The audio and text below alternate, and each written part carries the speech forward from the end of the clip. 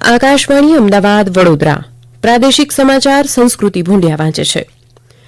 પ્રધાનમંત્રી નરેન્દ્ર મોદીએ આજે ગાંધીનગરમાં તિમોર લેસ્ટેના રાષ્ટ્રપતિ જોસ રામોસ હોર્ટા સાથે મુલાકાત કરી. શ્રી મોદીએ ક્ષમતા નિર્માણ, માનવ સંસાધન વિકાસ, આઈટી, ફિનટેક, ઉર્જા અને પરંપરાગત ચિકિત્સા અને ફાર્મા સહિત હેલ્થકેરમાં તિમોર લેસ્ટેને સહાયનું આશ્વાસન આપ્યું હતું. તેમણે તિમોર લેસ્ટેને આંતરરાષ્ટ્રીય સૌર ગઠબંધન ISA અને કોએલિશન ફોર ડિઝાસ્ટર રેઝિલન્ટ ઇન્ફ્રાસ્ટ્રક્ચર CDRIમાં જોડાવા પણ આમંત્રણ આપ્યું હતું. મુખ્યમંત્રી શ્રી ભૂપેન્દ્ર પટેલે વાયબ્રન્ટ ગુજરાત વૈશ્વિક રોકાણકાર પરિષદ 2024ના ભાગીદાર દેશ તરીકે જોડાયેલા ડેમોક્રેટિક રિપબ્લિક તોમર લેસ્ટેના રાષ્ટ્રપતિ જોસ રામોસ હોર્ટા સાથે મહાત્મા મંદિરમાં મુલાકાત બેઠક યોજી હતી.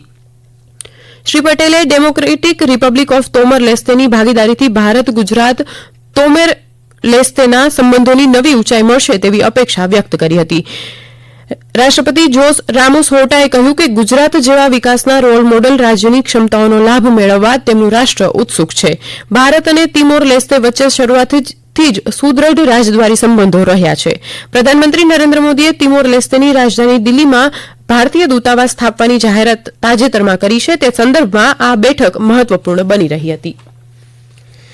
ગાંધીનગરમાં પ્રધાનમંત્રી નરેન્દ્ર મોદી આજે વાયબ્રન્ટ ગુજરાત વૈશ્વિક પરિષદમાં વિવિધ ટોચના વૈશ્વિક CEOને મળ્યા હતા. ઉલ્લેખનીય છે કે semiconductor, automotive, green port, cyber સુરક્ષા, સંશોધન અને વિકાસ સહિતના વિવિધ ક્ષેત્રોમાં ભારતની ભાગીદારી વધારવા અંગે ચર્ચા કરી હતી. ટોચના CEOમાં માઇક્રોન ટેકનોલોજીના ચેરમેન અને CEO સંજય મહેરોત્રા, ડીપી વર્લ્ડના ગ્રુપ ચેરમેન અને CEO Sultan Ahmed bin Sulayem, Suzuki motor કોર્પોરેશનના પ્રતિનિધિ નિદેશક અને અધ્યક્ષ તોશીહિરો સુઝુકીનો સમાવેશ થાય છે. દરમિયાન 200 જેટલી કંપનીઓના જાપાની પ્રતિનિધિમંડળ વૈશ્વિક પરિષદમાં ભાગ લેવા ગાંધીનગર પહોંચ્યા છે. મુખ્યમંત્રી ભૂપેન્દ્ર પટેલ સાથેની બેઠક દરમિયાન સેમિકન્ડક્ટર ક્ષેત્રની અગ્રણી કંપની જેટ્રોએ ગુજરાતમાં સેમિકન્ડક્ટર ક્ષેત્રમાં તેની કામગીરી શરૂ કરવાની ઈચ્છા વ્યક્ત કરી હતી. પ્રધાનમંત્રી થોડી જ વારમાં ગાંધીનગરમાં હેલીપેડ ખાતે દેશના સૌથી મોટા વૈશ્વિક વ્યાપાર શોનું ઉદઘાટન કરશે. આ વખતે ટ્રેડ શોમાં મેક ઇન ગુજરાત અને આત્મનિર્ભર ભારત સહિત વિવિધ વિષયોને સમર્પિત 13 હોલ હશે.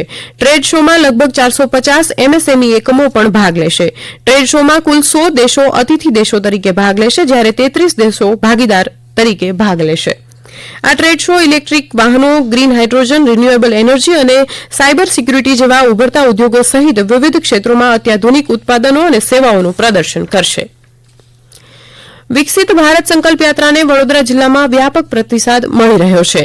વડોદરા જિલ્લાની 516 ગ્રામ પંચાયતોમાં 1 લાખથી વધારે મહિલાઓ સહિત કુલ 2,33,000થી વધુ નાગરિકો આ યાત્રામાં ઉત્સાહભેર સહભાગી થઈ સરકારી યોજનાઓની જાણકારી મેળવી છે. આ યાત્રા દરમિયાન નવા 1.5 લાખથી વધારે આયુષ્માન કાર્ડ બનાવવામાં આવ્યા અને 1,56,000 આયુષ્માન કાર્ડનું લાભાર્થીઓને વિતરણ કરવામાં આવ્યું. 1,49,000થી વધારે નાગરિકોની આરોગ્ય તપાસ કરવામાં આવી. આ ઉપરાંત પ્રધાનમંત્રી ઉજ્જવલા યોજના હેઠળ 5,600થી વધારે લાભાર્થીઓની નોંધણી કરવામાં આવી.